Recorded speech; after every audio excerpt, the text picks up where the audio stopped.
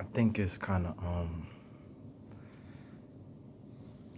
I think it's very disgusting, honestly, for people to get in a relationship knowing that they haven't put the effort or the work into themselves, knowing that they don't have a relationship with themselves. Two people in a relationship is that's a triple.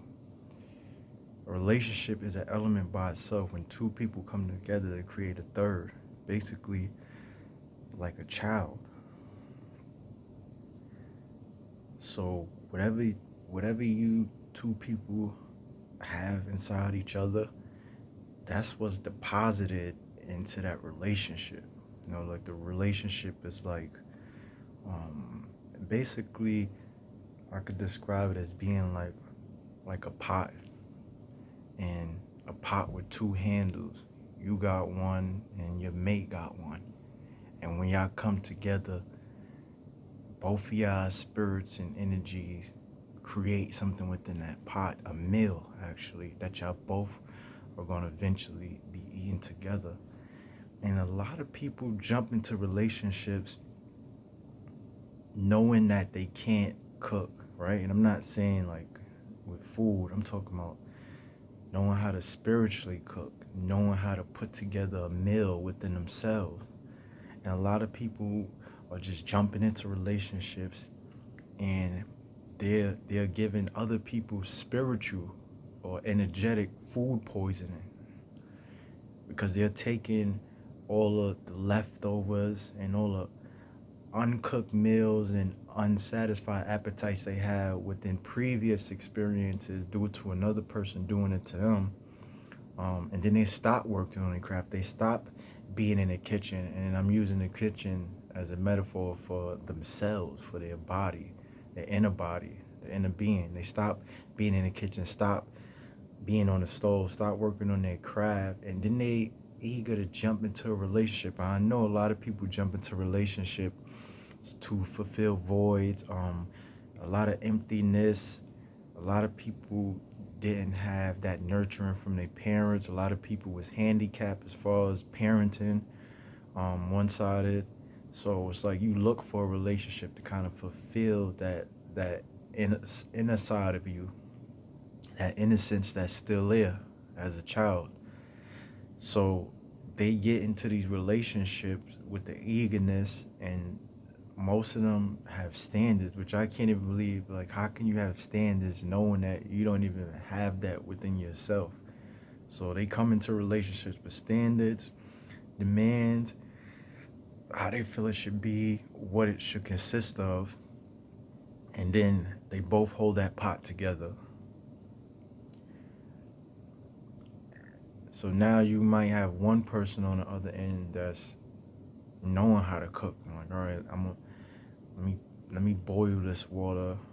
I'm gonna start off by just say cutting up vegetables, and their vegetables might be the nice things about them, certain qualities. Like I'm gonna come off and be kind to this person. I'm gonna show concern. They start off putting the vegetables in it, letting the water boil, and then after that, now it's the other person's turn to see what they have to bring. And now you got this person that's like, all right, cool. I see you and put something in. Let me add something in there. So, an idea was already, I guess, made, predetermined by both of these two people of how they wanted their relationship to be built and what they wanted to eat from their relationship. But then you have one person on the other side that's all right. I see that you added your veggies in a relationship. All right, now let me unload on you now. Now they put all types of stuff in it. They got human beings in it. They got different types of animals in it. They got different. They got anger in it. They got envy in it. They got jealousy. They got all these things in them. A lot of spiritual cannibalism, right? And all these people inside the pot. And this person is so pure and willing to work with the other person that they're not even realizing what's actually in the pot. So to them, they look at it like, whoa, I'm being fulfilled by this person. This person is I feel all this empowerment, not knowing that you actually about to be served spiritual cannibalism. So now you about to eat every single person this person has been with. All these dead bodies that this person been carrying within themselves from their past graveyard, and the people that they drained and the people that drained them. Now you about to have a 4-course meal of that. So now the meal is prepped, right? And then the key ingredient, right? Because people don't like the truth. So what they do in the relationship, the person that's bringing all the spiritual cannibalism, they start adding the most and the greatest ingredient that everybody love, the sugar, the fairy tale with it. And that's what really distracts a person. So then it looks beautiful. It appears beautiful. It's shining. It's glossy. You see the heat shimmering from it. And then you start to digging like, it tastes good, you know, because you being fed the lies. So you don't taste the bitterness. You don't taste that unforgiving truth. You're being fed the lies. So the lies fill you up. It'll make you feel great. Like, well, I don't want nothing else. And then over time, you know, you start getting a little tummy ache here and there. You start having visions here and there. You're waking up with certain dreams, right? Your whole atmosphere of your bed change. Like things start changing about you. The way the water hits off your body changes when you in the shower. The way you even look at yourself start to change. Because then over time, you're like, well, I'm changing. I think I'm growing, because you think anything that's not what you're used to is growth, right? And that's what a lot of people think. But change, growth, and evolution it's the same thing, but it's all different things. Like when you changing, you basically taking off one shirt and putting on another shirt.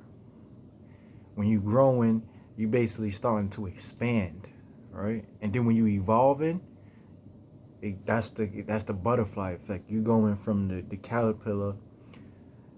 Most people don't want to hit the cocoon because they can't face living in that type of solitude and anxiety to make them really grow into the butterfly. So most people just stay in the caterpillar phase, but standing up. They just standing up caterpillars. They the caterpillars that's ready to hit the cocoon, but looking at it like, damn, I'm not sure if I could deal with all this pressure. I'm not sure if I could feel closed in because I've been through this already. I've been through that process and I don't want to go back to it. So they don't even reach the butterfly stage. So now this person is looking in the mirror like, I'm starting to change. I'm starting to see myself, you know, different. So then they with their partner and they having a discussion. They talk about things, and then they both talking about their relationships and stuff like that. And then person start thinking like, damn, you know, it's so crazy because the same way she described her exes or his exes, you know, I feel like I share similar qualities, right? So now the partner might notice it like, damn, you know, you kind of remind me of such and such, you know, whoever it might be from the graveyard, their previous relationships. So then you change and things start transforming in you, right? Because you're still eating that food. And then before you know it, you start to look like every single person that this person ever been with. You carry their whole entire souls with you. And only because this person ran away from the issue, they never faced the issues. And the thing about anger is anger keep things sticky. Forgiveness is the only cold thing. Anger keep things sticky. So all that anger kept those relationships within that person, right? This is the form of anger. It stays like this. It keeps things in place. It keeps things in hold. It can be used for something powerful, but most people don't know how to use it for something powerful. So they use it in a revengeful state. The anger held on to those bodies. So now they carry that spiritual cannibalism with them all the time because they couldn't let it go, because the anger was still within them. They still needed that fist to be thrown somewhere. And they found the potential place. So now this person actually becomes them. And then listen to this. Listen to the most mysterious thing now. Now, the same issues that used to happen, right? In this person's previous experiences, their previous graveyard. I'm talking about the person that carried the spiritual cannibalism with them. Now they start to say, yo, you starting to like do the same thing this person do. They might not say it out loud, but they say it to themselves. And now all of a sudden, little arguments start happening of the same similar situation because they're not even knowing that you just actually those spirits you brought with you actually took over this person. This person is not even in a state of any type of awareness. They literally in a state of just pure subconsciousness due to the sugar that they've been fed, right? Which is the lies that feel so good, and they don't even know that they've been possessed by this person's entire life, this person's entire past or previous memories and experiences.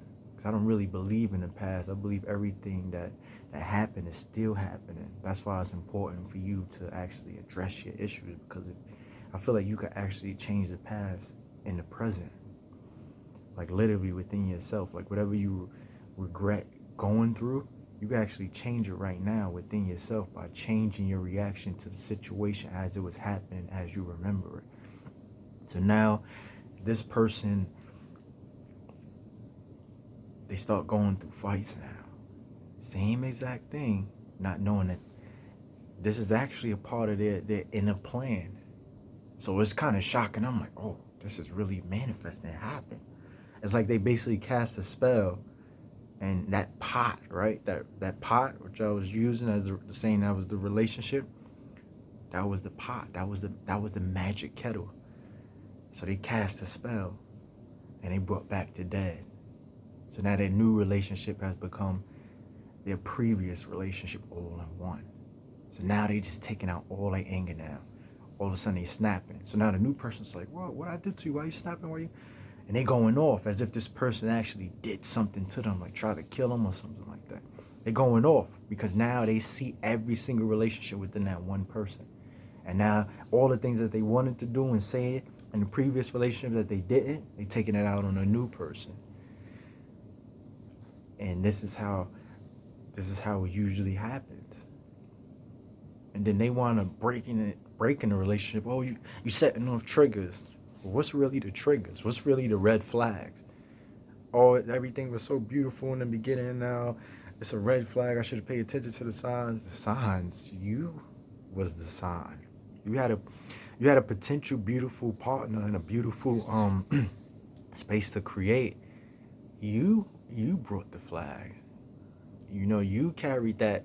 I'm gonna say that spiritual United Nations where you had every single flag in you from every relationship you've been through, but you walked away from every relationship, and that wasn't the part of every relationship. You wanted to learn a lesson and to actually get something out of it. So you just settled and said, I don't want to go through that. I don't want to get nothing out of it. I'll just take the lesson instead of actually go through it and get something out of it. And now you destroyed this person, right? Because they're possessed, and then you leaving them. Oh, I don't think it's gonna work out. You have your best life, and then y'all split up.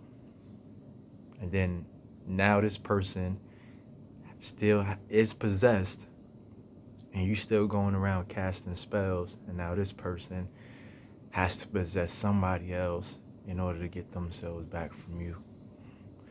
So before you get in a relationship, make sure that you get all that disgustingness out of you, that spiritual cannibalism, get all those bodies out of you. Like, don't worry about being so fresh and clean on the outside. Take an inner shower, take an inner bath, bathe your insides. And then every single thing after that, it will be beautiful.